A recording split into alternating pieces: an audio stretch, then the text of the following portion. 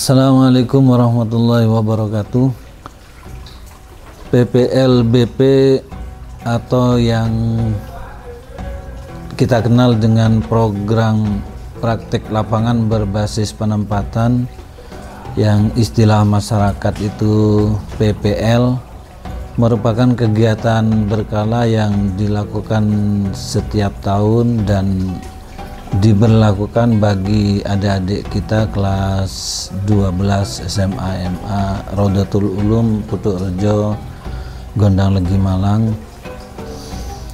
yang manfaatnya sebetulnya cukup besar bagi mereka, bagi lembaga dan bagi kita semua.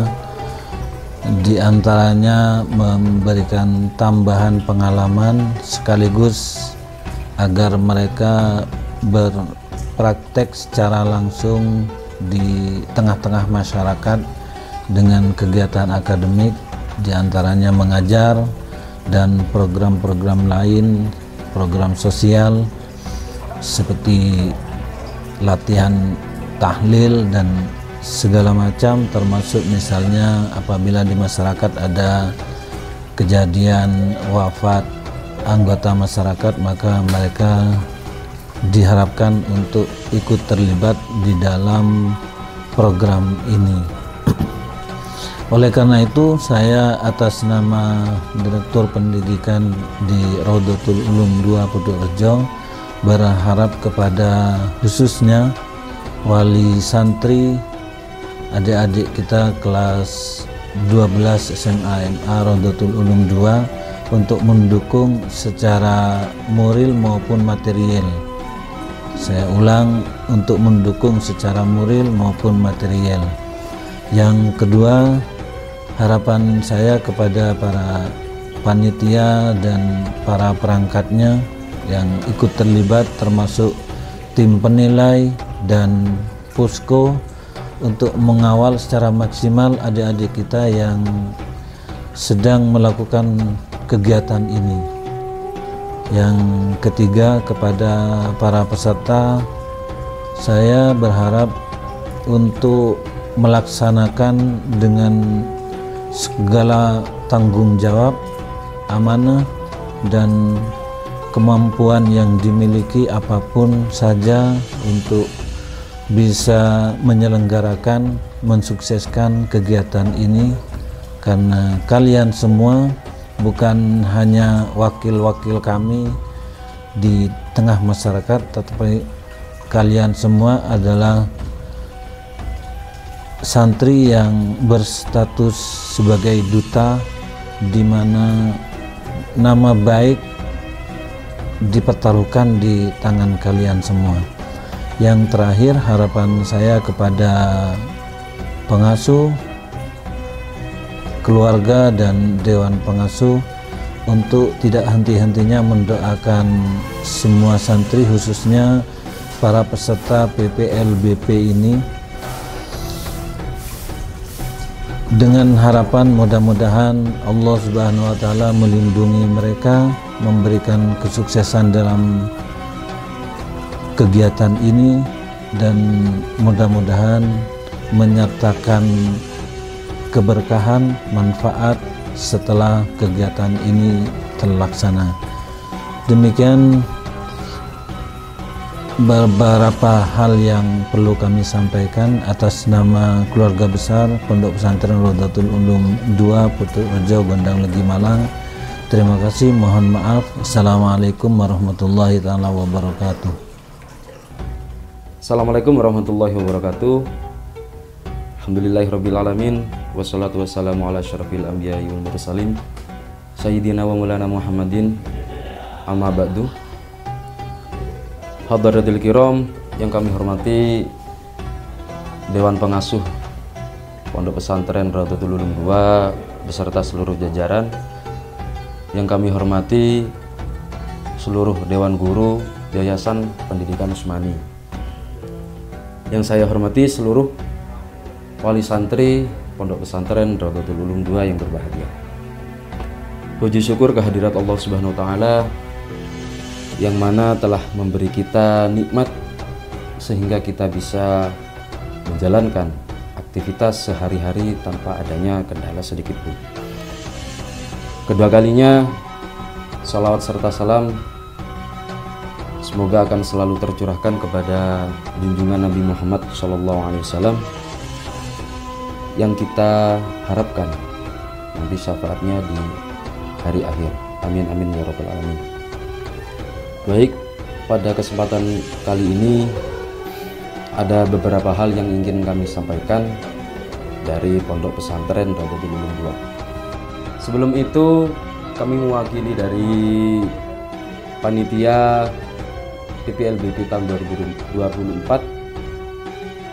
kepada seluruh wali santri kelas 3. Sosialisasi kali ini menggunakan video. Baik, mohon untuk menyimak video dari slide 1 sampai terakhir. Jika nanti ada kekeliruan maupun ketidakmengertian dari panjenengan semua, mohon untuk menghubungi kami selaku panitia PPLBP tahun 2024. Baik Bapak Ibu sekalian, bismillahirrahmanirrahim. Program praktek lapangan berbasis penempatan atau yang biasanya kita sebut dengan PPLBP tahun 2024 ini merupakan tahun ketiga dari program ini, yang mana berarti program ini sudah berjalan sejak dari tahun 2021. Di video selanjutnya saya akan menjelaskan sedikit tentang apa itu yang namanya PPLBP. Namun sebelum itu dihimbau untuk seluruh wali santri kelas 3 SMA maupun aliyah untuk memperhatikan video-video slide selanjutnya.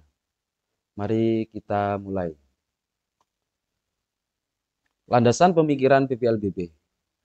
Mengapa PPLBP ini dilaksanakan oleh pesantren dan yayasan? Alasannya setidaknya ada dua. Yang pertama adalah lulusan kelas 3 aliyah dan SMA Rodotul Ulum yang sudah melaksanakan ujian akhir agar tidak menghabiskan waktu luangnya ketika di pagi hari itu dengan hanya tidak ada kegiatan. Maka dari itu PPLBP ini dibentuk. Yang kedua, memberikan peluang kepada lulusan tersebut untuk membaktikan diri kepada masyarakat. Nah, sebelum PPLBP ini diberangkatkan atau teman-teman kelas 3 ini diberangkatkan ke posko-posko yang sudah dituju dan yang sudah disetujui oleh Dewan Pengasuh, maka beberapa bulan sebelumnya anak-anak teman-teman kelas 3 ini kita latih dari belajar ubudiyahnya, dari belajar akhlaknya, dari belajar ilmu yang ada di sekolahannya, kita perdalam lagi. Selanjutnya, topik pembahasan kita pada kesempatan kali ini ada 4. Yang pertama ada program, yang kedua ada waktu pelaksanaan, yang ketiga ada lokasi, dan yang keempat ada tata aturan mengenai PPLBP. Baik, kita menuju langsung ke dalam program. Program selama PPLBP berlangsung itu ada 2 program. Yang pertama ada program utama dan yang kedua ada program penunjang. Nah, program pertama ini selama teman-teman kelas 3 ini berada di posko, maka mereka wajib harus mengikuti 3 kriteria tersebut. Bisa dilihat di video. Yang pertama ada kursus. Kursus ini kita berfokus pada mata pelajaran matematika, yang kedua bahasa Inggris, dan yang ketiga adalah ilmu pengetahuan alam. Dan yang kedua ada belajar Arab Pegon. Kegiatan ini guna untuk mempelajari dasar-dasar menulis Arab Pegon. Dan yang ketiga ada kegiatan mempelajari dasar-dasar ubudiyah yang meliputi wudhu, sholat, dan dasar-dasar fikih yang lainnya. Kita lanjut kepada program penunjang atau program yang kedua. Yakni ketika teman-teman PPLBP, peserta PPLBP ini berada di posko, maka mereka bisa mempunyai kesempatan untuk membantu kegiatan TPQ atau madrasah diniyah yang lokasinya tidak berjauhan dengan posko. Yang kedua, ada sekolah pendampingan kegiatan peserta didik seperti kejuaraan ilmiah maupun non-ilmiah dan lain sebagainya. Dan yang ketiga, peserta PPLBP ini bisa melihat langsung dan membantu dan mengikuti kegiatan masyarakat yang ada di sekitar area posko, seperti belajar hadroh, khatmil Quran. Kalau yang perempuan itu biasanya kita sebut dengan kumpulan atau fatayatan dan lain sebagainya. Oke, untuk slide selanjutnya kita akan menerangkan tentang waktu pelaksanaan PPLBP tahun 2024.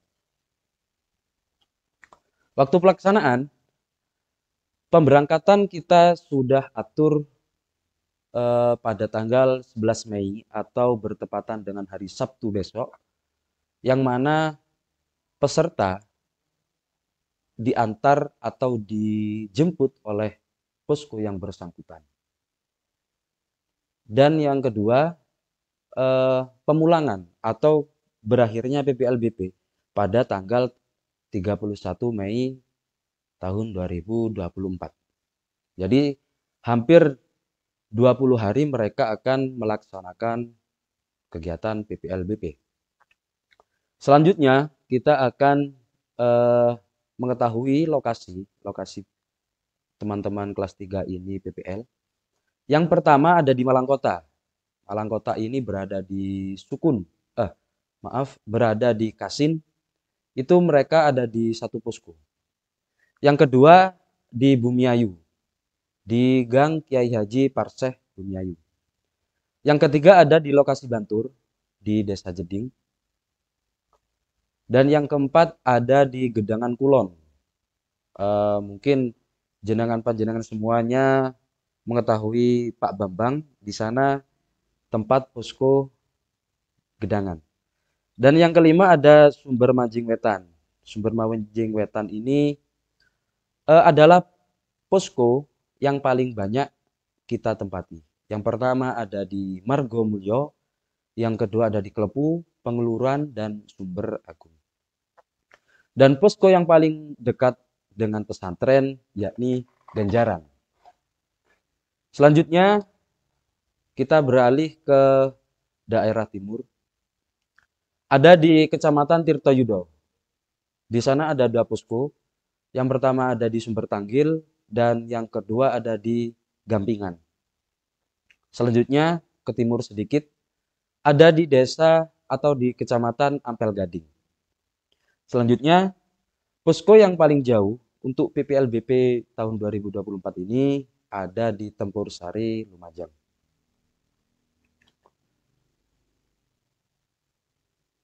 Baik, kita berlanjut kepada slide selanjutnya. Prosedur perizinan.